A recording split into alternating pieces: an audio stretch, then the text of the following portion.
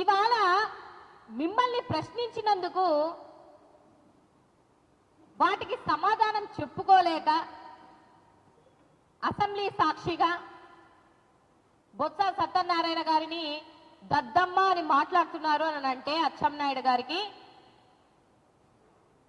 ఇవాళ అసలు మీకు ఇచ్చినటువంటి శాఖకి అసలు మీ శాఖలో ఏం జరుగుతుందో పోనీ తెలుసా అచ్చెన్నాయుడు గారు?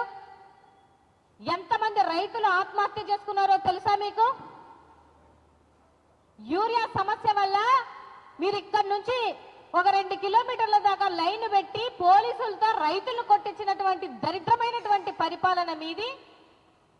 మీరు ఇవాళ వచ్చి నీతి సిక్కులు చెప్తున్నారు. అసలు యూరియా కూడా ఇవ్వలేనటువంటి ప్రభుత్వం ఏ ప్రభుత్వం అయ్యా మీది? నాకు తెలియకడుగుతాను, ఏ ప్రభుత్వం మీది? ఆ రోజు లైన్లో నిలబడి ఒక ముసలావిడ చనిపోయింది కదా, నీ జిల్లాలోనే నీ నియోజకవర్గంలోనే వెళ్ళి పరామర్శించావా? రైతుకి గిట్టుబాటు ధర లేకుండా రైతులు ఎంతలా అల్లాడిపోయారో తెలుసా? జగన్మోహన్ రెడ్డి గారి హయాంలో 22,000 వస్తే నీ హయాంలో 8,000, 9,000 అట్లీస్ట్ కూలీలకు ఇచ్చుకున్న డబ్బులు కూడా మీరు ఇచ్చుకోలేనటువంటి దరిద్ర పాలనలో ఉండి రాష్ట్రంలో ఉన్నటువంటి ప్రజలు అడుగుతున్నారు, దద్దమ్మలు ఎవరు? ఎవరు దద్దమ్మగా మంత్రి శాఖకు ఉంటే రాష్ట్రంలో ఉన్నటువంటి రైతులకి న్యాయం జరిగిందా లేదా? ఎవరి పరిపాలన దద్దమ్మ పరిపాలనగా జరుగుతుంది అని నేను అన్నట్ల రాష్ట్రంలో ఉన్నటువంటి రైతులు అంటున్నారు. సో మీకు సమాధానం చెప్పడం చేతగాక ఇవాళ అడుగుతున్నాను, డిఎస్సిలో తప్పులు జరగలేదా? డిఎస్సి నియామకాలలో తప్పులు జరగలేదా?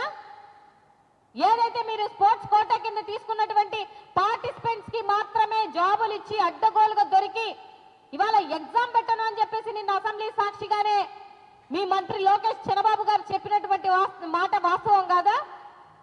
మీరు కూడా ఒప్పుకుంటున్నారు కదా చిన్న తప్పు జరిగిందని. తప్పులో చిన్న తప్పు పెద్ద తప్పు ఏంటండి అచ్చెన్నాయుడు గారు?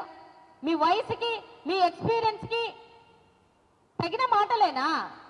మీరు ఇంకా లోకేష్ బాబుకి బుద్ధి చెప్పాలి, 2 దండిచ్చన్నా చెప్పాలి. ఎందుకంటే తప్పు చేస్తే 2 బెత్త దెబ్బలు వేస్తే సరిపోద్ది అని అంటారు కదా, లేకపోతే కాలర్ పట్టుకొని మమ్మల్ని అడగండి అని చెప్పి అడుగుతారు కదా. పోనీ మీ చంద్రబాబు గారు కాలర్ పట్టుకొనైనా నాయనా తండ్రికి చెడ్డ పేరు తెస్తున్నావు, నిజంగానే జరిగాయి తప్పిదాలు డిఎస్సిలో,